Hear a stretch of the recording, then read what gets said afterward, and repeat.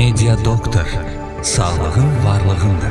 Hər vaxtınız xeyir olsun. Media FM-in efirində Media Doktoru dinləyirsiniz. Yeni ilə cəmi bir gün qala biz sizin qarşınızdayıq. Bugün də çox maraqlı həm söhbətim olacaq. Əgər Media Doktoru dinləyirsinizsə, təbii ki, səhhətinizlə bağlı məsləhətləri bugün bizdən dinləyəcəksiniz. Sizinlə birlikdə mənəm Sona Bunina. Həm söhbətim isə bugün həkim stomatoloq Şamo Nəsirov olacaq. Doktorumu salamlamaq istəyirəm və əlaqə saxlamaq istəyən dinləyicilərimiz üçün tez-tez əlaqə nömrələrini xatırladacağım. Odur ki, diqqətiniz bizim dalğada olsun. 105.5 FM-də bizi dinləyirsiniz. Eyni zamanda Media FM-in saytından bizi canlı izləyə bilərsiniz. TikTok səhifəmizdən canlı izləyə bilərsiniz və bütün çəkilişlərimizi YouTube səhifəmizdən daima izləmək imkanınız var əziz dinləyicilər. Doktor, xoş gəldiniz. Xoş gördük. Hər vaxtınız xeyir olsun. Sağ olun. Bayramınız mübarək bu arada doktor. Sizlə mən. Həm yeni il münasibəti ilə, həm Dünya Azərbaycanlılarının Həmrəylik günü münasibəti ilə sizi, kollektivinizi təbrik eləyirəm, ailənizi təbrik eləyirəm və inşallah 2026-cı il sizin üçün də düşərlilərdən olar. Çox sağ olun. Mən də sizin üçün eynilərini düşürəm. İnşallah siz də görərsiniz bunları. Təşəkkürlər. Doktor, ümumiyyətlə dünya səhiyyəsində də, eyni zamanda artıq son dövrlər bizim də səhiyyəmizdə diş sağlamlığına nə qədər diqqət etdiklərini görürük, səhiyyənin diqqət etdiyini görürük. Əvvəllər məsələn, uşaqların ağzında olan çürük dişlər, elə insanların özünün ağzında olan çürük dişlər o qədər də onların diqqətini çəkməzdi. Bugün yenə də bu fikirdə olan insanlar var ki, əşi dişdir də qalıb orada. Amma belə deyil. Biz bilirik ki, ağız sağlamlığı, çürük olmayan dişlər, sağlam dişlər, yaxşı çeynəməsi olan dişlər bizim orqanizmimiz üçün nə qədər vacibdir. Və təbii ki, diş yoxdursa, bugün müasir stomatologiyanın bizə gətirdiyi ən gözəl avantajlardan biri implantologiyadır. Bugün implant etdirən insanlar məmnundurmu implantlardan? İmplantlar stomatoloqlara və pasientlərə nə verdi? İmplant yəni dişlərin əvəzinə qoyulan ən optimal variantdır. Həm konfor, həm estetik, həm funksional olaraq çeynəməmizin bərpa olunmasını implantlar tam olaraq qarşılayır. Ümumiyyətlə yeni müasir implantasiya bunları tam olaraq qarşılayır və 10 il ərzində başarı oranı artıq implantların %98-95% bu civarlardadır. Və ümid edirik ki, daha da gelişdiriləcək bu olay. Hansı ki, implantlar 60-70 ildir ki, implantasiya var. Doktor, dediniz ki, ümid edirəm ki, daha da inkişaf etdirəcəklər. Hansı sahəsində inkişaf etdirilməsini istəyirsiniz mütəxəssis olaraq? Bilirsiniz, implantlarla bağlı indi bizim ən çox problem olur ki, ideal sümüklərdə təbii ki, burada sümük qalınlığı, sümük hündürlüyü implantasiya eləmək daha rahatdır. Amma bəzi narov implantlar dediyimiz incə implantlar var ki, daha incə sümüklər üçün tam olaraq gelişdirilməyib, amma gelişdirilir. İnşallah ki, gözlənti bu yöndədir ki, implantasiya get-gedə daha fərqli yerlərə gələcək. Ümumiyyətlə, doktor, bugün implant kimə tətbiq olunur? İmplant hər kəsə, yaş məhdudiyyəti yoxdur, hər kəsə tətbiq oluna bilər. Xeyr, çənə inkişafından tamamlamış insanlardan söhbət gedir. Bu o zaman 18 üzəridir. 18 bəzən baxırıq ki, yəni təbii ki, bəzi dəyərləndirmələrdən sonra, tomoqrafiya, rentgen dəyərləndirmələrindən sonra 16 yaşında, 17 yaşında da insanlara eləmək olar. Burada bizim istisnalarımız nədir? İmmun sistemi ilə bağlı xəstəliklər və yaxud da ximioterapiya, radioterapiya, boyun hissədən radioterapiya alan pasiyentlər. Təbii ki, bunların da bir konsultasiya ilə, həkimi ilə konsultasiya ilə bunlara da implant eləmək olur. Ancaq biraz həssas yanaşılır. Bəli. Osteoporoz, ağrı şəkər xəstələri, bunlarda daha diqqətli olmaq lazımdır. Ancaq həkim konsultasiyası ilə. Aydındır. Doktorumuzun əlaqə nömrəsini dinləyicilərimizin diqqətinə çatdırmaq istəyirəm. 077 763 83 88 nömrəsi ilə əlaqə saxlaya bilərsiniz. Əgər dişlərinizdə problem yoxdursa ya da dişləriniz yoxdursa, gəlin Şamo Nəsirov sizə inci kimi dişlər düşsün. Bilirsiniz ki, implantologiyadan sonra dişlər çox gözəl gözəl olur. Doktorlar düzdür, insanların öz təbii diş quruluşunu, onların fizioloji görüntüsünü nəzərə alır. Yəni sizin çənə sümüyünüzə, belə deyək, damaqlarınıza ən gözəl nə yaraşarsa onu edirlər və təbii ki, insanlar bundan çox məmnun olurlar. Düzdür, yaş gəldikcə implantologiya vazkeçilməzdir, olmazsa olmazdır. Ancaq doktor, bəzən görürsünüz ki, bu təəssüflər olsun ki, gənc yaşlarda da insanlar implantologiyaya müraciət etməli olur. Məsələn, ağır travmalardan, avtoqəzalardan, eyni zamanda məişət qəzaları, yəni insanlar istənilən yerdə travma ala bilərlər, iş qəzaları ola bilər.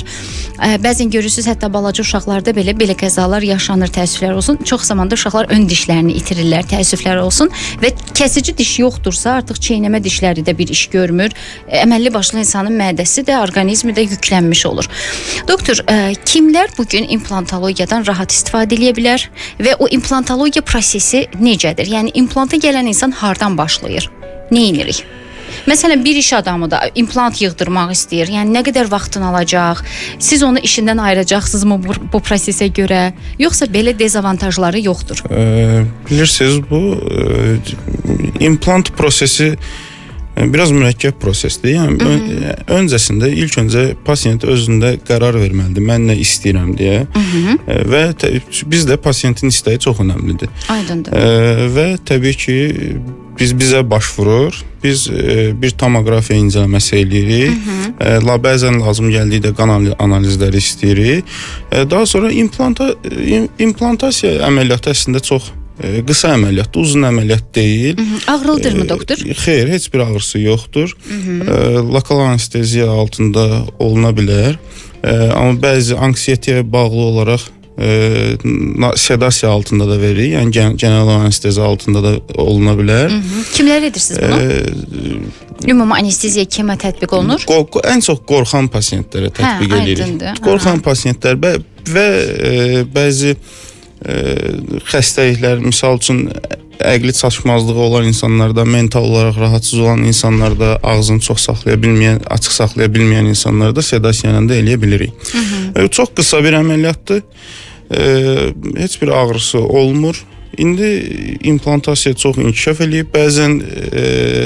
Bəzi həkimlərimiz tikişsiz, kəsiksiz belə eləyirlər ki, bəziləri ki, mən də tərəfdarı deyiləm. Amma yəni, rahat bir əməliyyatdır. Rahat bir əməliyyatdır. Demək ki, qorxmağa ehtiyac yoxdur. Çünki əvvəllər o köhnə stomatologiya insanların beynində elə miflər saxlayıb ki, bugün artıq stomatologiya nə qədər inkişaf etməsinə baxmayaraq, alətlər inkişaf edib, kabinetlər inkişaf edib, doktorlarımızın biliyi qat-qat inkişaf edib, yenə də niyəsə insanlar qorxmağa davam eləyirlər. Hətta bugün insanlar ağız suyuyla belə bağlı heç bir problem yaşamırlar. Çox rahatlıqla doktorlarımız hər bir maneəni aradan qaldırır ki, pasiyentin hər hansı bir diskomfortu olmasın. Doktor, implant hansı çənəyə qoyula bilir? Çünki bayaq biz biraz dedik, onun üzərindən keçdik. Çünki məsələn burada osteoporozlu çənələr var. Bu zaman doktor nə eləyir? Stomatoloqun seçimi nə olur? Pasiyentə necə yardım edə bilirsiniz? Məsələn, osteoporoz olan insan diş qoya bilməyəcəkmi? Belə deyim, osteoporoza əgər davam edirsə xəstənin, yəni aktiv osteoporozu varsa, xeyr, implant eləyə bilməyəcək. Amma bir xəstədə ciddi lorodildə sümük əriməsi deyək, sümük əriməsi baş verir və sonra dayanıbsa əgər, biz bura sümük köçürmələri eləyə bilirik. Bunu siz mi edirsiniz, yoxsa cərrah mı edir? Biz edirik. Siz edirsiniz. Bəli. Doktor, burada sementləmədirmi, yoxsa hər hansı bir nahiyədənmi köçürürsünüzmü? Burada hansı formulu? Hər hansı bir, o da bilirsiniz, o da dediyim kimi bəzi incələmələrdən sonra qərar verilir. Hər hansı bir nahiyədən də köçürə bilərik və yaxud da... Hardan köçürülür o adətən? Adətən alt çənənin arxa tərəfindən. Oradan götürürsünüz. Deməli, mini bir invaziv cərrahiyə keçir insanlar. Bəli. Və təbii ki, bəzən hazır sümük qrefləri dediyimiz hazır sümüklərdən istifadə edirik. Bunlar içində sendviç. Çənəmizdə artıq sümük mü var? Hardan çıxarırsınız onu? Nəyi? Buradan deyirsiniz, götürürsünüz. Yox, buradan bilirsiniz, sümük sadəcə üst təbəqəsini götürürük. Necə maraqlıdır. Sanki oradan biraz götürüb bura yapışdırırsınız. Eyni bir. Yəni sanki tam onu eləyirik. Doktor, vidalayırıq. Yəni, qəbul etmədiyi olurmu dişlərin? Məsələn, o əlavə etdiyiniz hissənin qəbul etməməsi olurmu dişin? Burada əməliyyatdan, sterilizasiyadan birinci növbədə və xəstənin özündən çox şey asılıdır. İmmunitet sistemi, bərpaya meyilli olması, istifadəsi, alkolizm, şəkər gecikdirirmi prosesi? Bəli. Aydındır. Doktor, əslində bugün osteoporozdan əziyyət çəkən insanlar az deyil heç də. Tutalım onları məsələn sementləmə etdiniz, implantı etdiniz, çox yaxşı uğurla yekunlaşdı hər biri. Amma osteoporoz axı fonda var. Zamanla yenə implant ətrafında sümük rezorsiyaları olur.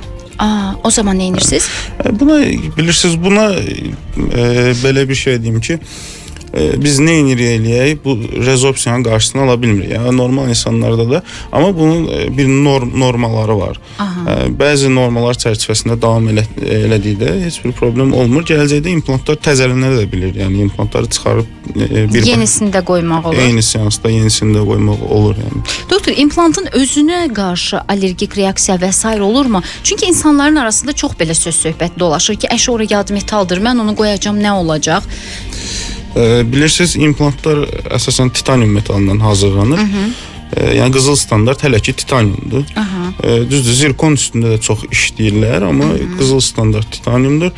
Bu implant hansı daha yaxşı effekt verir? Yəni təcrübənizdə nə görürsünüz? Hələ ki titanium. Titanium daha yaxşıdır. Və titanium implantların allergiyası mən heç qarşılaşmamışam, amma ola bilərmi? Ola bilər. Bu pasiyentlərə nə edirik?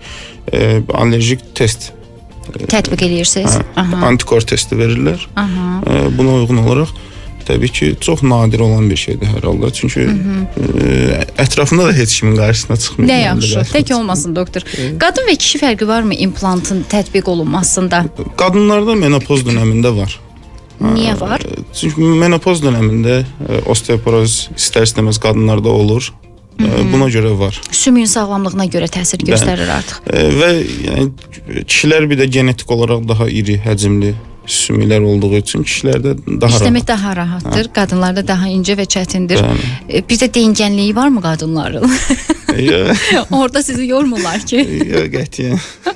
Şamo Nəsirov studiyamızın qonağıdır. Həkim stomatoloqumuz 077 763 83 88 nömrəsi ilə əlaqə saxlayaraq doktora müraciət edə bilərsiniz. Əslində stomatoloqun belə deyək, məşğul olduğu sahələr çoxdur. Demək olar diş çəkilməsindən tutmuş ki, hələ orada da en qədər məsələlər var. Kanalın təmizlənməsi ya da belə deyək, yeni dişlərin qoyulması, implantların yerləşdirilməsi, müəyyən yaşla bağlı olaraq insanlar onsuz da dişlərini itirirlər, özlərinə nasıl deyil, bu təbiətin heyf ki bizə gətirdiyi fizioloji bir narahatlıqdır. İstənilən halda Şamo Nəsirov sizin köməyinizə çata bilər. Bir də doktor səhifənizdə fikir verdim, söhbətin birini qoyub birinə keçirəm, implantologiya ilə davam eləyəcəyik. Uşaqlara da baxırsınız, eləmi? Uşaqlar gördüm səhifənizdə çünki. Uşaqlar var, amma yox, uşaqlarla işləmirəm. Prosta bəzən olur tanış. Vacib müdaxilə etməli olursunuz. Çünki uşaqların anatomiyası bəzən elə bilirlər ki, uşağın da anatomiyası eynidir. Əslində elə deyil. Bunu həkimlər daha yaxşı bilirlər. Uşaqla işləmək daha çətin və daha həssasdır. Doktor, mən istəyirəm implantologiya ilə davam eləyək. Çünki bu gün nə qədər məşhurlarsa da yenə miflər gəzməkdə dolaşır implantologiya haqqında. Amma şikayət eləyən çox təsadüf halda insan görürəm. Demək olar ki, əksər insanlar razıdır və hətta implant etdirənlər bəzən görürsünüz əvvəl belə deyək, o bir süni dişlərdən istifadə eləyib, sonradan implant qoyduranlar da deyir ki, kaş əvvəldən elə implant etdirərdim. Biz onu zəhmət olmasa o damaq çəkilməsi ilə bağlı vurğulayarıq ki, dişi itirən kimi qısa bir zamanda implantın qoyulması bəzən həkimlərimiz deyir ki, daha yaxşıdır. Bu barədə danışarıq. Qısa bir fasiləmiz olacaq. Reklam fasiləsindən sonra danışaq. Bizim dalğamıza qoşulmaq, suallarınızı ünvanlamaq istəyirsinizsə 055 999 1055 nömrəsi ilə əlaqə saxlaya bilərsiniz. Unutma, sağlığın varlığında. Biz davam edirik 105.5 FM-in efirində. Media FM-in dalğasında bizi dinləyirsiniz. Media doktor sizinlədir. Sizinlə mənəm Sona Bunina və mənim həmsöhbətim Şamo Nəsirov, həkim stomatoloqumuz. Bu arada doktor Sağlam Diş Klinikasında çalışır. Bakıxanov filialında. Bakıxanovdan bizi dinləyənlər varsa, bax sizə daha rahatdır. Doktorla görüşmək və ona müraciət eləmək. Əlaqə nömrəsi isə 077 763 83 88-dir. Doktor, bayram günlərində işləyəcəksiniz? Xeyr. İşləməyəcəksiniz. Neçə gün işləməyəcəksiniz? Ayın 5-nə qədər 5-i işləyik. 5-i işdəsiz. Hə, bir neçə gün doktorumuz istirahət eləyəcək, ardından yenə də öz işinə davam edəcək. İnşallah bayram günlərində dişləriniz ağrımaz. Çünki hər zaman deyirlər xəşil diş qırır, niyəsə. Lazım olmayan anda gəlir diş ağrısı. Ya gecə başlayacaq, ya bayramda başlayacaq, ya qonaqlıqda başlayacaq. Arzulayıram ki, hər zaman səhhətinizdə, sağlamlığınız qaydasında olsun, heç bir yeriniz ağrımasın, canınız ağrımasın, amma hər hansı bir probleminiz və şikayətiniz olarsa da doktorlarımız sizə tezliklə bir kömək edərlər. Doktor, adətən bu implantologiya ilə davam eləyək. Məsələn, müəyyən revmatik xəstəliyi olan insanlar var, fon xəstəliyi olan insanlar, daha doğrusu xroniki xəstəliyi olan insanlar var ki, orqanizm həmin xəstəliklərdə daim iltihaba meyilli olur. Məsələn, revmatizmi götürək. Və biz bilirik ki, iltihab cərrahi müdaxilələr üçün arzu olunmaz bir prosesdir. Cərrah ya bu fonu aradan qaldırmalıdır ki, müdaxilə edə bilsin orqanizmə. Hətta bəzən bildiyim qədərilə dişdə məsələn iltihab olanda doktorlarımız dişi çəkmirlər. İmplantda necə müdaxilə etmək lazım olur? Məsələn, bir insan revmatik hər hansı bir xəstəlikdən əziyyət çəkirsə, dişsizmi gəzəcək? Xeyr, dişsiz gəzmir. Təbii ki, burada yenə də həkim konsultasiyası istəyirik və antibiotik profilaktik olaraq, antibiotik profilaktikası altında biz bu əməliyyatları görürük. Bunun üçün də CRP testləri verdirik. Xəstənin infeksiyasının nə dərəcədə olduğunu göstərən CRP testlərini veririk. Orqanizmdə hansı səviyyədədir? Bəli. Və bu test normallaşana qədər gözləyirik. Deməli xəstə öncə müalicə alır, hazırlaşırıq. Belə deyək. O müdaxilə üçün hazırlaşırıq. Çünki mən bildiyim qədərilə travmatoloqlarımız da bu həssaslığı yaşayırlar. Çünki o da orqanizmə bir müdaxilədir. Çünki daxilə yerləşdirilməlidir bu cihazlar. Yəni bizim travmatoloqların yerləşdirdikləri, məsəl üçün patella implantları falan biz eyni materialdan istifadə edirsiniz. Bəli. Deməli stomatoloqlar da eyni narahatlığı yaşayırlar. Və öncədən deməli insanların bir müalicə alması önəmlidir. Titrə baxılır, qanda ki, revmatik vəziyyət necədir və ondan sonra artıq stomatoloq hazır olandan sonra işi görə bilərik deyir. Doktor, bəs təcili bir müdaxilə lazımdırsa necə? Məsələn, orada bir çek varsa, orada bir problem yaşanırsa hal-hazırda necə? Biz bunu cərrahi olaraq drenə eləyirik. Məsəl üçün üz şişliyi olan xəstələrimizdə hansı ki, loj abseləri deyirik. Bəli. Buna cərrahi olaraq müdaxilə eləyirik, drenə eləyirik. Yəni oranı dəlirsiz, açırıq cərrahi olaraq və 3 gün boyunca çirkin gəlməsi üçün təmizlənir ora. Bəli, açıq saxlayırıq. Daha sonra dişi çəkirik. Yəni, o vəziyyətdə onsuz da müdaxilə olmaz. Çünki həkimlərimiz hər zaman deyir ki, xüsusən üst çənədə niyəsə çox ehtiyatlı davranırlar ki, bu yuxarı beynə də iltihab verə bilərmiş deyə bir fikirlər gəlir. Bu bilirsiniz, üst və alt çənə ikisində də çox təhlükəlidir. Çünki bizim fasial arterlərimiz var, bəzi əzələlərimiz var ki, bunlara tutunaraq iltihab, bunların boyunca yayılaraq, misal üçün göz korluğuna gətirə bilər. Nə danışırsınız doktor? Bəli. Hətta. Bəli. Beyinə yayıla bilər, ölümlə nəticələnə bilər. Doktor, günlərlə təsəvvür eləyin ki, o çiklə gəzib, ora bir müdaxilə edən sarımsaq qoyub, nə bilim, nəyisə müdaxilə eləyib yaşayan insanlar var. Ağırlaşmaları nəyə gətirərmiş? Hətta gözündən eləyər insanlar. Ludwig anjini dediyimiz çənəyin iki tərəfli şişməsi prosesi var ki, məsəl üçün boğula bilər. Hətta. Bəli. Bəzən niyəsə biz dişlərə o qədər sadə yanaşırıq. Niyəsə dişi ən sonda bilirsizmi nə zaman həkimə gedirik, baxır ki, artıq bizi yatmağa qoymur. Gecə artıq yuxumuz yoxdur. O zaman fikirləşir, bəlkə gedim doktora. Əslində həqiqətən həmin yerə qədər üzü nə qədər şişib gəzən insanlar görürük. Mən sizin səhifənizdə də hətta səhv etmirəmsə gördüm orada üzü çox uşaq idi mi o, böyük idi mi? Uşaq var bir dənə. O niyə o vəziyyətə gəlmişdi doktor? Valideyn məsuliyyətsizliyi. Həm də uşaqla. Orada nə var idi doktor? Vəziyyəti nə idi onun? Niyə o vəziyyətdədir uşaq?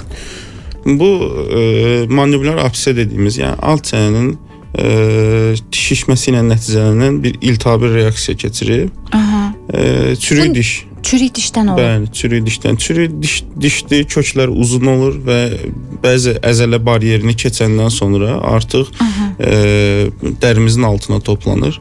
Ona görə eləsinə şiş. Doktor, üzərində olan kariesdənmi qidalanır orada, çirklənir, yoxsa özü mü çirk eləyir orada? Bəli, kariesdən. Yəni diş pulpası, hansı ki insanlarımız nervi deyirlər. Bəli. Bu sadəcə nervdən ibarət deyil. Bu yəni dişin pulpası bir organoiddir, belə deyək, balaca bir orqandır və limfa damarları, qan damarları, sinirlər içərir eyni zamanda, dişi bəsləyir. Bu pulpa öldüyü zaman qalır orada, nekrotikləşir və daha sonra bədən buna reaksiya olaraq iltihablaşdırır. Yəni proses belə ilərləyir.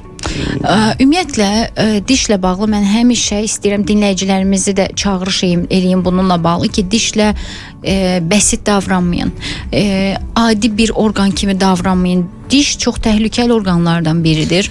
Bayaq doktorumuz da izah elədiyi kimi onun yuvası, qanlanması, ora gələn damarlar, hətta həkimlərimiz, Şamo doktor deyir ki, məsələn zamanla gözünüzü itirə bilərsiniz, boğulmaya qədər gətirib çıxara bilər, yəni o şişkinlik o qədər böyüyər ki içəridə.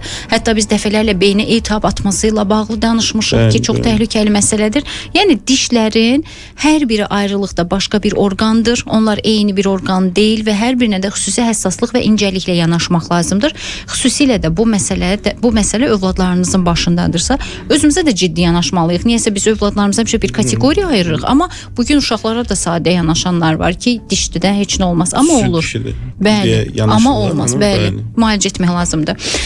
Doktor, mən istəyirəm şəkərli diabetdə necə yanaşmalar olur? Şəkərli diabet çünki biz bilirik ki, həm siniri zədələyən, həm damarları qanlanmasını zədələyən, eyni zamanda da orqanizmin belə deyək, regenerasiya prosesini gecikdirən bir xəstəlikdir, sistem xəstəliyidir. O zaman nə müdaxilələr onu, bu şəkər axı biz sağalda bilməyəcəyik? Belə deyim, diabet xəstələrinə implant eləmək olarmı? Olar. Amma kontrol altında olan diabet xəstələrinə, yəni pasiyentin şəkərini nəzarətdə saxlayırsa. Bəli, stabil olaraq azlıq qan şəkəri 180-dir və yaxud da hemoglobin A1C dəyəri 7 və yaxud da 7-nin altındadırsa müdaxilə eləyib implant eləyə bilərik. Aydındır. Amma bunun üstündədirsə buna kontraindikasiyon, yəni olmaz. Şəkərli diabetdən əziyyət çəkən insanlar tutalım implant etdilər, onlar nəzarət eləyirlər. Gələcəkdə nə kimi onların təhlükələri var? Onları nə gözləyir? Eyni zamanda o revmatik xəstəlikdən əziyyət çəkən insanlar, yəni xroniki xəstəlik olan insanlar deyək. Yəni bilirsiniz burada nə gözləyir? Burada bir gələcək yoxdur, qısa bir müddət içində implantlar düşür və pasiyentdə çənəsində deformasiyalar olmuş olur. Hətta gələcəkdən danışmaya bilərik. Bəli, deformasiyalar olmuş olur. Bu səfər artıq protez belə düzəltmək çətinləşir. Niyə? Çünki çənə sümüyündə düşən implantlar deformasiya yaradır. Doktor, bəzən əksini də deyirlər. Mən əslində reklamdan öncə də sizə o sual vermişdim ki, bəzən deyirlər ki, əgər dişlər itirilibsə, yaşlı insanlardırsa, damaq sağalıb, özünə gəlibsə, artıq implant etmək lazımdır. Çünki zamanla damaq çəkildiyi üçün doktor işləyə bilmir çənədə. Bu doğrudur. Tam olaraq. Dişi, deməli, implantasiyanın yerləşmə vaxtına görə növləri var. İmmediat implantasiya deyirik. Dişləri çəkib sırazı implant eləyirik. Bunun avantajları, bəli, düz deyirsə, avantajlarından bir dənəsi odur ki, sümük əriməsi daha az olur. Yəni diş çəkiləndən sonra sümük niyə əriyir? Çünki bizim çənəmizin ümumiyyətlə hansı ki vertikal üz hündürlüyümüz var da, düzdürmü? Buna əmələ gətirən dişlərimizin olmasıdır. Yəni zamanla uşaqlara fikir versəniz daha yaxında alt çənə, üst çənə və dişlər çıxdıqca o hansı ki diş yuvaları, alveollar uzanmağa başlayır və çənəmiz də uzanır. Dolayısıyla üz yüksəkliyimiz hal-hazırki normal üz yüksəkliyi olur. Formalaşır artıq. Formalaşır. Bəli. Dişləri itirdikdən sonra çənələr əvvəlki vəziyyətinə qayıdır əslində. Yəni, hansı ki necə doğulmuşduq o vəziyyətə qayıdır. Öncəki vəziyyətinə qayıdır və bu da sümük əriməsi buna görə çox sürətli baş verir. Və təbii ki bəzi prinsiplər var. Vaxtında implant eləsəz daha yaxşıdır. Daha yaxşıdır. Doktor, məsələn bir insan uzun illər protez istifadə elədi və yoruldu ki, istəmirəm protez, mən artıq implant eləmək istəyirəm. Mümkündürmü? Mümkündür, təbii ki mümkündür. Bu zaman nə olacaq? O diş, məsələn sümüyün əriməsi, damağın əriməsi varsa, çəkilməsi varsa? Bu bilirsiniz, implantların ölçüləri çox müxtəlifdir. Yəni indiki dövrdə artıq 4 mm-ə qədər implantlar var. Yəni və yaxud da başqa sistemlər var. All-on-4 dediyimiz 4 implant üzərində bütün dişləri qoya biləcəyimiz bəzi sistemlər var. Fərqli yanaşmalar var yəni. Bəli. Yəni artıq demək olar ki, implant edilməyən pasiyent çox azdır. Yəni ora sümük artıq köçürülmür. Eləmi? Hansı çənədirsə ona uyğun işləməyə başlayırsınız. Belə mi anlayım? Bəli. İmplantların buna görə də növləri var. Hansı ki, sümüksüz xəstələrdə məsələn zigomatik implantlar dediyimiz almacıq sümüklərinə qoyulan implantlar çox savun olmasa da var, yəni istifadə olunur. Və yaxud da çox əvvəllər daha çox istifadəsi var. İndi çox nadirən istifadə olunan periostal implantlar var ki, sadəcə diş ətinin altına, çənə səthinə bağlanaraq olan implantlardır. Yəni implantasiyanın fərqli növləri var. Yəni çıxış yolu çoxdur. Aydındır. Yəni doktorun əlində imkanları var buna fərqli müdaxilələr etmək üçün. Biz bəzən deyəndə ki, dişi çəkib sırazı implant eləmək daha yaxşıdır. Bu səfər bəzi pasiyentlərimiz də bunu səhv başa düşür. Bunu qeyd eləmək istədim ki, səhv başa düşməsinlər. Misal üçün çürük bir diş olur və bunu deyirlər ki, 5 ildən sonra implant eləyəcək. Bunu saxlayaq orada. Bu da səhv yanaşmadır. Çünki ağızda çürük dişi belə deyək də börəyimizdə daş ağrı verəcək bir daş saxlayarıq. Yox, təbii ki, yəni iltihablanar, börəyi itirə bilərik. Bu da eyni şeydir. Burada qan dövranı var. Qanımıza infeksiya keçə bilər. Infektiv endokardit dediyimiz ürək xəstəliyi çox hallarda baş verir dişdən. Bəli. Çürük diş və diş daşından. Yəni bunun və yaxud da qadınlarda düşüklər. Yəni bunlar bu cür xəstəliklərin səbəbidir.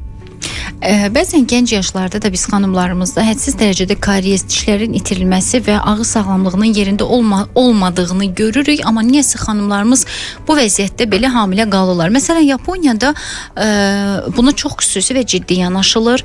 Hətta bir dişində belə nasazlığı varsa qadının hamiləliyi ona məsləhət görülmür. Öncə ağız sağlamlığı yerinə gətirilməlidir və sonra qadın hamilə qala bilər. Yəni hamiləlik bildiyin hazırlıqla başlayır. Amma bizdə niyəsə qadınlarımız nə böyrəyin, nə dişin, ya ümumiyyətlə orqanizmin sağlamlığını nəzərə almadan hamilə qalırlar. Halbuki belə olmamalıdır və dişin narahat olması hələ hər şey bir yana, sizin dediyiniz kimi, yəni uşağını itirə bilər. Bu bir başqa bir məsələ. Xanımlarımız bunu bilmirlər.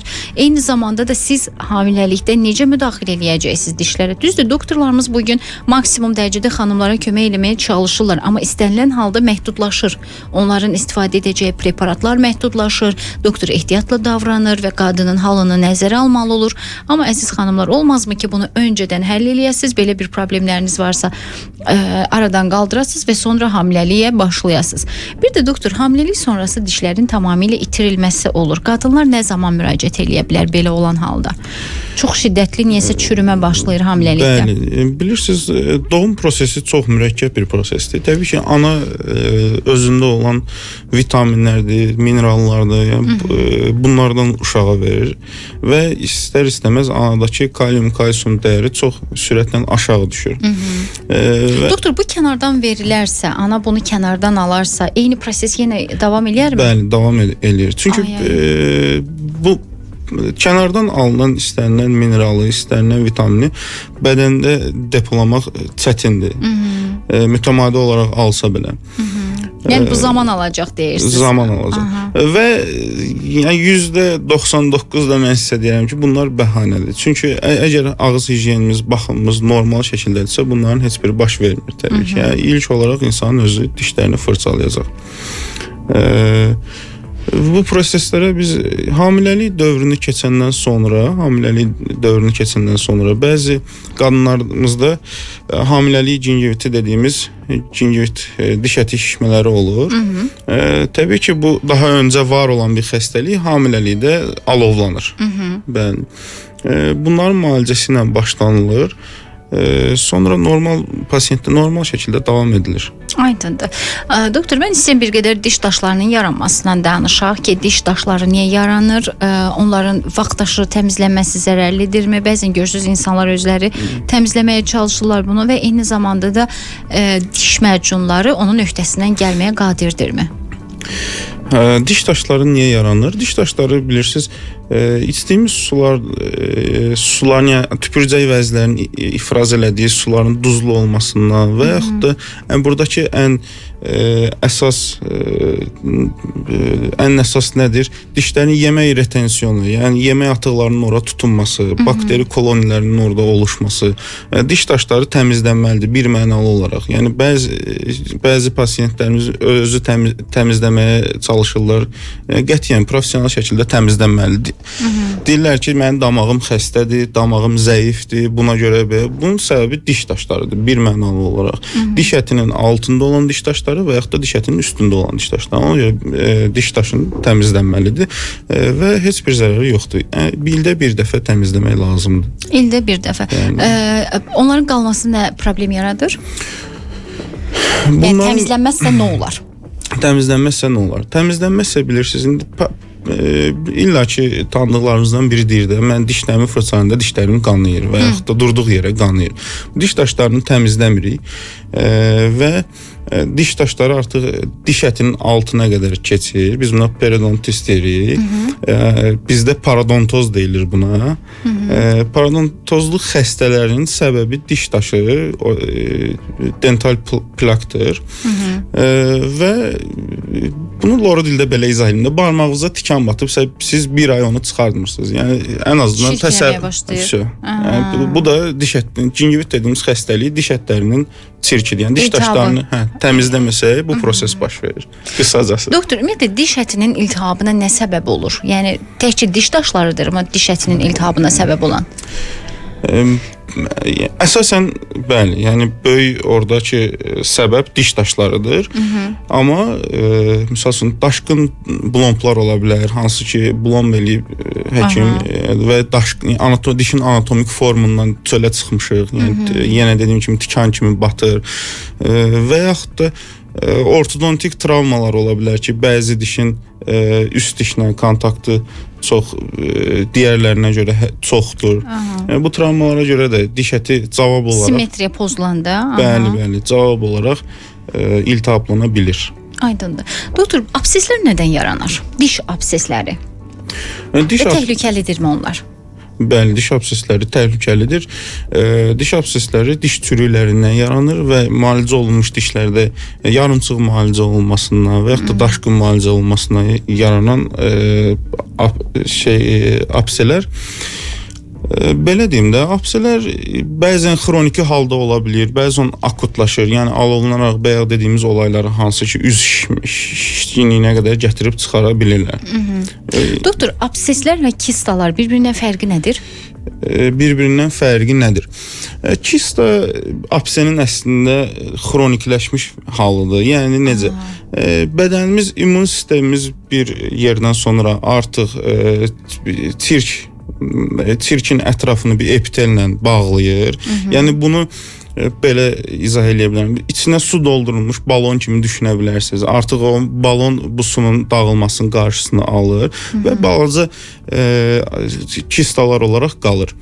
Əgər böyümürsə, bir narahatçılıq vermirsə, qala bilər və diş çıxarıldıqda dişlə bir yerdə çıxır. Amma ki bunları tez-tez müayinəyə getmək lazım. Çünki kistalar, tümörlər, bunlar səssiz böyüyən xəstəliklərdir. Semptomsuz və səssiz böyüyən xəstəliklərdir. Bəzən üzdə çox ciddi deformasiyalara yol açır. Deməli, çəkilibsə də diş nəzarətə getmək lazımdır, deyilmi? Nəzarət mi olunmalıdır? Çəkilibsə yox, diş olduğu müddətcə kista qala bilər. Xroniki kistalar əziyyət vermirsə qala bilər. Amma nəzarət bəli. Doktor, bugün diş müalicəsi də yetəri qədər aktuallaşıb. Yəni insanlar artıq başa düşürlər ki, dişi müalicə eləmək lazımdır. Əvvəllər məsələn stomatoloqlarda insanlar da çəkməyə daha meyillidir.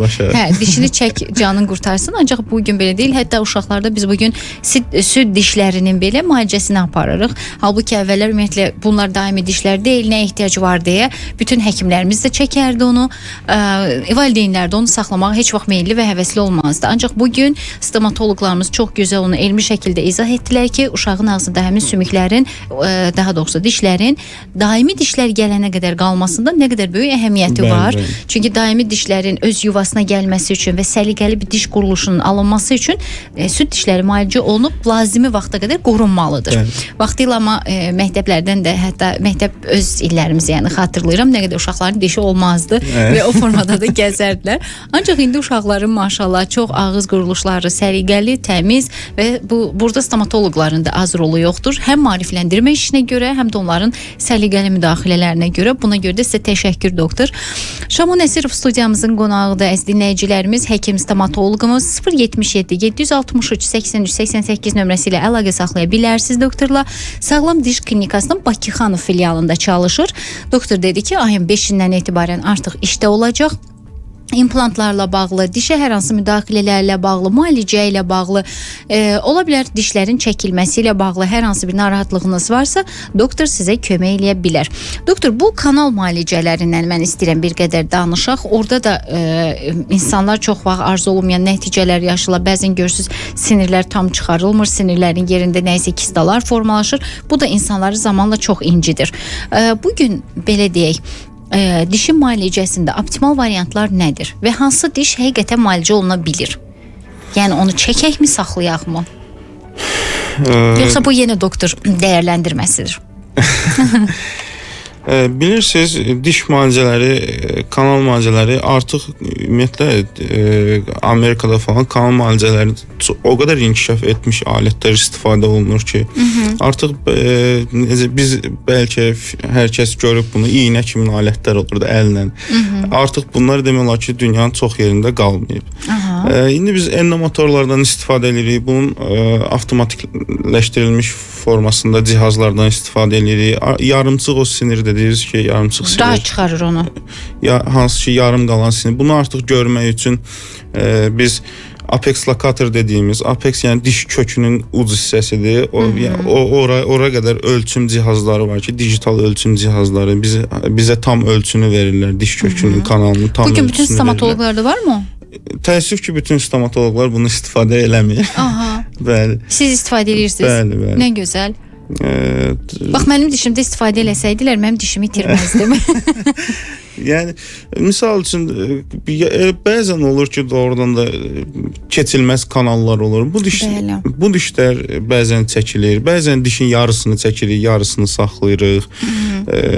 Bəzən dişi yarımçıq olduğu qədər doldururuq, sonra cərrahi olaraq kök ucunun doldurulmayan hissəsini kəsib çıxarır, rezeksiya dediyimiz əməliyyat.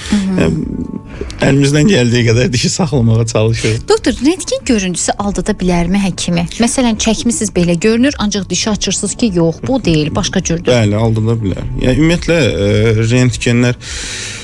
Çünki dişlərin kökü çox olduğu üçün. Bilirsiniz, yəni dünyada bir norma var, hansı ki biz də misal deyə bilmirik ki, çox insanda belədir, çünki gəncik hələ ki, amma biz də daha çox bizdən öncə edən həkimlərin təcrübəsinə dayanaraq bəzi şeyləri deyə bilirik. Bəzi normlar var ki, misal kanin dişinin, köpək dişinin uzunluğu 27 mm, 30 mm civarlarında, 25 mm civarlarındadır və bunu artıq işləyərkən şübhələnirik. Misal üçün daha uzundur ya da daha qısa qalanda bu belə qalmaz falan deyə şübhələnirik. Anatomiyası yəni sizə bir şeylər deyir. Anatomiyanı biləcəksiniz yəni öncəsində. Rentgenlər də belə aldada bilər. İki kanallıdır köpək dişi, iki kanallıdır, amma adətən %99 tək kanaldır yəni bunu. İnsanlara deyəndə əslində buna inanmırlar doktor. Bunu başıma gəldiyi üçün sizdən soruşdum. Məndə məsələn diş köklərinin quruluşu çox çətin quruluşdadır. Hər zaman hansısa bir stomatoloqa gedəndə deyirəm ki, Allah köməyiniz olsun ay doktor. Hər zaman da səbirlə davranıram doktorlar. Çünki bilirəm ki, o əziyyət çəkir mənim dişimin üzərində. Məsələn bir ağıl dişi çəkdirdim, çox incidirdi məni yeni olmasına baxmayaraq. Doktor sonra mənə izah elədi ki, ora sığmır, bunu oradan almaq lazımdır və doktor əməlli başlı əziyyət çəkdi. Çox təşəkkür edirəm onu göstərdiyi səbri üçün, onu belə deyək, çənə sümüyümü yerindən qoparmadan çıxardığı üçün. Çünki əvvəllər nə edirdilər? Yəni kəlbətinlə dartıb sümüyünü filan çıxarırdılar. Ancaq indi həkimlərimiz o qədər hər şey incəliklə davranır, incəliklə izah eləyir insanlara və şükürlər olsun da ki, nəticəsi də çox gözəl olur. Şamo Nəsirov studiyamızın qonağıdır. 077 763 83 88 nömrəsi ilə əlaqə saxlaya bilərsiniz. Doktor Sağlam Diş Klinikasında Bakıxanov filialında çalışır. ayın 5-də artıq fəaliyyətə başlayacaq. Müraciət etmək istəyən dinləyicilərimiz buyura bilərlər, ancaq öncədən yazılın, sonra sizə problem yaratmasın. Birbaşa efirimizə zəng etmək istəyən, əgər dişlə bağlı hər hansı bir şikayət olan dinləyicilərimiz varsa 055 999 1055 ilə əlaqə saxlaya bilərlər. Media Doktor davam edir. Media Doktor. Media Doktor. Unutma, sağlığın varlığında. Unutma, sağlığın varlığında. Biz davam edirik. Bugün mənim həmsöhbətim Şaman Nəsirov, sizinlə isə mənəm Sona Buynina. Artıq yavaş-yavaş saatımız yekunlaşmağa doğru gedir. Doktorla əlaqə saxlamaq istəyən dinləyicilərimiz 077 763 83 88 nömrəsi ilə əlaqə saxlaya bilərlər. Doktor Sağlam Diş Klinikasında Bakıxanov filialında çalışır və efirimizə, yəni dalğamıza suallarını ünvanlamaq istəyənlər varsa 055 999 1055 ilə əlaqə saxlaya bilərlər. Doktor, yadınızdan çıxmayan pasiyentiniz var? Deyirsiniz ki, ay aman başıma nə oyun açdı. Olurmu belə kafrizlər? Olur. Nə yaşanır məsələn? Nə baş verir? Olur. Amma efində heyecanı var. İndi siz soruşdunuz, ağlıma gəlmədi. Yadınıza düşsə mütləq bizimlə paylaşın. Mənim məsələn efirdən xatırladığım bir hadisə var. Deməli, stomatoloq həkimlərimizdən biri efirdədir. Diş problemləri və sair danışırıq. Bir xanım efiri yığdı ki, bəs doktor, mənim heç vaxt dişim ağrımayıb. Sizcə mənim dişim niyə ağrımır? Yəni o qədər belə doktor efirin axırına qədər deyir, istəyirsiniz deyə ağrımağını gətirin, gəlin ağrıdaq dişinizi. Yəni ağrımırsa sevinin də. Doktorumuz efirin axırına qədər gülmüşdü ki, yəni deyir, hər formada sual görmüşdüm, dişim niyə ağrımır sualını eşitməmişdim heç vaxt. Tək canınız ağrımasın da belə suallarınızla üzümüzü güldürəsiz. Nəinki ciddi problemlərlə yığasınız ki, mənim belə bir problemim var. Tək ağrımayasınız. Doktor, bayram günlərində ola bilər ki, insanlar anidən belə bir hal yaşaya bilərlər. Məsələn, çoxdan müalicə etmədikləri diş bayram gecəsi onlara özünü xatırlada bilər. Necə müdaxilə eləyə bilərlər həkimə qədər? Bilirsiniz, diş ağrı. İndi pasiyentlərimiz misal üçün deyir ki, doktor, mənim dişim ağrırdı, hiss elədim ki, dişim şişir. Getdim antibiotik yazırsan, baxırsan deyir ki, antibiotik alım, mən bunu içirəm də onsuz da. Bunlar sizdən qabaq başlayıb öz artıq. Bunlar amma pasiyentlərin öz başına alıb başlayacağı dərmanlar deyil. Yəni dolayısıyla antibiotik bizim bütün bədən floramızı dəyişəcək bir dərman. Çox ciddi bir dərmandır və ciddi allergiyaları olur. Ölümə qədər, anafilaktik şoka qədər aparıb çıxarır. Hal-hazırda misal üçün bu gün bir pasiyentim var ki, yenə antikor testi istəmişəm. Antibiotik tapa bilmirik ki, hansı antibiotik yazaq. Çünki ciddi allergiyası var bir çox dərmana. Yəni bunlar öz başına alınıb içiləcək dərmanlar deyil. Antibiotika keçdik. Sadəcə ağrı kəsici. Ağrı kəsici, müvəqqəti ağrı kəsici ilə duzlu ilıq su qarqarası, ağrı kəsici. Yəni bu arada duzlu ilıq su həqiqətən çox yaxşı təsir eləyir. Həm diş çəkiləndən sonra qarqaraları çox yaxşıdır. Həm də ağrı əsnasında sakitləşdirici effekti var. Çünki mikroorqanizma birbaşa mikroorqanizmalara təsir eləyir duzlu ilıq su. Ona görə ağrı azalır. Əvvəl əslində tam əksi olur. Qarqara vaxtı çox şiddətlənir ağrı. Ancaq sonra elə bir rahat sükunət dövrü gəlir ki, deyirsən, nə yaxşı elədim. Əvvəl eləyəndə deyirsən, bu nə iş idi, başıma gəldi. Sonra amma keçir. Duzlu suyla da sakitləşdirə bilərsiniz. Bir də bəzən bildiyim qədərilə sarımsaq da istifadə eləyirlər. Bu yandırarmı o dərini? Yandırmaz. Sarımsağın da antibakteriyal təsiri var, istifadə oluna bilər yəni. Sarımsaq. Bir də bu antibakteriyal qarqaralar olar. Misal üçün çaylardan istifadə edirlər, şalfey, palıd qabığı, aloe. Bunlar ola bilər, amma tam təsir edərmi? Yox. Müvəqqəti kömək üçün istifadə eləyə bilərlər. Doktor, bir də dişlərin çəkilməsi üçün istəyərdim bir qısaca məsləhətinizi çatdırasınız dinləyicilərimizə. Hansı dişlər çəkilə bilər? Çünki dişim çəkim də xilas olum məsələsi deyil. Maksimum qorumaq lazımdır orqanları.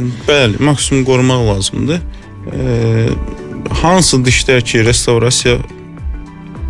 restavrasiya oluna bilməz, hansı dişlər ki, kanal müalicəsi oluna bilməz, hansı dişlər ki, çürüklər artıq çənə sümüyü səviyyəsindədir və yaxud da 20 yaş dişləri, ağıl dişləri, gömülü qalan bəzi dişlərimiz var ki, pasiyentə əziyyət verir və yaxud da yarı gömülü dişlərimiz var ki, heç əziyyət vermədən çıxarılmalıdır. Bu dişlər çəkilə bilər. Aydındır. Bugün çünki istənilən sahəyə baxsaq, cərrahiyyə, ümumiyyətlə həkimlərimizin müdaxiləsi ilə keçən proseslərə hər biri orqan qoruyucu məsləhətlər verirlər. Bugün maksimum tibb insanların orqanlarını qorumaqla məşğuldur. Ona görə də həmişə az invaziv olan, az müdaxiləli olan prosedurlardan, tabletlərdən, məlhəmlərdən və s. başlayırlar ki, doktorlarımız görək, bəlkə sağaldacağıq biz ona qədər, müdaxilələrə qədər, diş itirənə qədər, orqan itirənə qədər. Yəni buna görə də bizim pasiyentlər də doktorları bu məsələdə anlayışla qarşılamalıdırlar. Çünki məsələn diz məsələlərində hər nəysə bir şey olanda iynə vurulur, hər hansı bir proses keçir. Axırda diz implantına gedəndə adam qayıdır ki, bəs belə olacaqsa niyə iynə vururdun? Yəni başlayır cərrahı günahlandırmağa. Çünki cərrah sizə maksimum kömək etməyə çalışırdı. Siz o diz oynağınızı saxlayasınız deyə əlindən gələni edirdi sizə. Artıq baxdı ki, nə ağrınız dinmir, nə sakitləşmədiniz. Hə, o zaman əlimizdən edəcək bir şey qalmadı. Gəlin implantı yerləşdirək deyirlər. Buna görə də səbir göstərməyinizi xahiş edirik hər zaman həkimlərə. Həqiqətən doktorla dost olmağı bacaranda doktor əlindən gələni edir ki, səni sağaltsın. Bunu şəxsən özüm dəfələrlə şahid olmuşam. Baxmayaraq ki, müraciət etdiyim cərrahlarla biz hətta cərrahiyyənin ağırlaşmasını yaşamışıq. Bu da mənim səhhətimə bağlı bir şey olub. Çünki mənim orqanizmim regenerasiya həvəsli bir orqanizm deyil və mən bunu bilirəm. Mən durub bunu bilə-bilə cərrahımı niyə günahlandırım? Əksinə ona stimul verirəm ki, məni müalicə eləsin və biz bu işi həm o, həm də mən uğurlu yekunlaşdıraq. Ona görə də diş ümumiyyətlə səbir tələb edən bir məsələdir. Çünki biz burada sinir olaraq da çox qorxuruq, çox həyəcanlanırıq və o stomatoloqlarımızın o uşaqlar hətta gələndə onları sakit saxlaması üçün hər şeyi o cavablandırır. Bu nə alətidir, o nə cihazıdır, bu nədir? Uşağın həyəcanını alması üçün bu özü də başqa bir səbir tələb eləyir sizdən doktor. Allah həkimlərimizə can sağlığı versin. Çox bugün savadlı həkimlərimiz var. Onların sayəsində bugün nə qədər insanlar öz səhhətində olan problemlərini aradan qaldırırlar. Düzdür, biz nəyisə olanda qarasınca danışmağı daha çox sevirik, təəssüflər olsun. Amma mütləq yaxşı tərəflərini demək lazımdır. Çünki bugün həkimlərimiz bizə yaxşı xidmət etməsi üçün necə ölkələrə üz tuturlar, necə konfranslarda iştirak edirlər, tibbi yenilikləri ölkəmizə gətirirlər. Bunlar heç biri elə belə başa gəlmir. Yəni doktorların birliyinin sayəsindədir. Ona görə doktor sizə də can sağlığı arzuluyuram. Yeni ilə planlar nədir doktor? Yeni ildə istirahət eləmək. İstirahət elə. Çox mu yorublar sizi? Əslində həqiqətən bu stomatologiya sahəsi zərgər işidir. Həqiqətən zərgər işidir. Çünki orada hər şeyin səliqəli olması üçün, pasiyentin gedib evdə diş ağrısı çəkməməsi üçün doktor o sinirləri və s. o qədər rahat, dəngəli, belə deyək, dəqiq işləməlidir ki, sonra pasiyent onun üzərinə qayıtmasın ki, doktor filan yer iltihab elədi, filan yer şişdi və implantlardan doktor soruşmaq istəyirəm. İmplant sonrası arzu olmaz nəticələr olurmu? Olur. Nə olur məsələn? Bu sizə mi bağlı olur, yoxsa pasiyent mi məsələn qulluq eləmir düzgün? Bilirsiniz, bu belə bir şeydir. Bəzi hansı ki komplikasiya deyirik. Yəni komplikasiya ağırlaşmalar ola bilir bəzən. Ola bilir. Yəni komplikasiya nədir? Ola biləcək şeylərdir. Bir də var gözlənilirdi. Ola bilər. Bir də var həkim səhvləri. Amma bu komplikasiya tamam başqa bir şeydir. Onsuz da məsələn gələn xəstələrin hamısına deyirik ki, implantı eləyirik, amma implantlarınız düşə bilər. Tutaq ki, %99'unda düşürmü? Düşmür. Amma biz bunu demək məcburiyyətindəyik. İmplantlar düşə bilər və düşdüyü zaman bunu firma qarşılayır təzəsi ilə, heç bir maddiyyat qarşılığı olmadan və təzələnə bilər. Nəyə görə düşə bilər? Deməli, bəzən steril səhvlər olur, bəli. Yəni bizdən asılı olmayan şeylər ola bilir. Havadan belə sterilizasiya qaydaları pozula bilir. Yəni buna bağlı olaraq düşə bilər. Bəzən xəstənin higiyeninə, ağız higiyeninə bağlı olaraq düşə bilər. Düşə bilir. Amma istənilən halda da aradan qaldırmaq olur. Olur. Doktor, bayram bazarlığı etmisinizmi? Xeyr, inanırsınız. Hələ eləyəsiniz. Evdə demirlərmi, hanı bu bazarlıq? Biz başlamalıyıq axı. Bəs paytaxt salatı hazırlanmalıdır axı. Çox az qalıb, artıq demək olar ki, sabah gecə saatlar qalıb biz 2025'i yekunlaşdıraq. 2025 nə ilə yadınızda qaldı? Deməyin ki, yorğunluqla yadınızda qaldı. İnanırsınız, mən burada işdən gəlmişəm. İnanırsınız, bu tətili iplə çəkirdim ki, bu 5 gün gəlsin də. İstirahət eləyir. Əslində amma doktor, inanın o insanlara xoş təbəssümü bəxş eləmək özü bir istirahətdir. Həkimin üzünü güldürən ən gözəl nüansdır. Pasient güləndə otaqda, misal üçün pasient gəlir, deyirsən ki, bu proseslərdən keçəcək. Bəzən bir işi görürsən 3 ay, 5 ay uzanır. Belə də olmalıdır. Ortada başlayır səbirsizləmə. Doktor həm yəni, özünü elə aparmalıdır ki, ən azından özü belə səbirsiz olsa belə bunu pasiyentə yansıtmasın. Yəni. Axırda amma gülüb çıxanda o da xoşbəxt olur. Sizin özünüzə də xoş olur. Doktor, təşəkkür edirəm sizə. Çox sağ olun gəldiyiniz üçün. Növbəti iliniz uğurlu olsun, düşərli il olsun inşallah və hər zamanda öz pasientlərinizin üzündə gözəl təbəssüm görmək şansınız olsun. Çox sağ olun. Biz ayrılan zaman yekunlaşır. Şaman Nəsirov studiyamızın qonağı idi. Həkim stomatoloqumuz 077 763 83 88 nömrəsi ilə əlaqə saxlaya bilərsiniz. Doktor Sağlam Diş Klinikasının Bakıxanov filialında çalışır. Rahat müraciət etməyiniz üçün ünvanı da qeyd etdim. Biz ayrılan zaman yekunlaşır. Siz isə özünüzə yaxşı baxın. Sabah yenə də eyni saatda demin ki bayramdır qarşınızda olacağıq. Dinləyə biləcəksiniz yəni bizi. Özünüzə yaxşı baxın.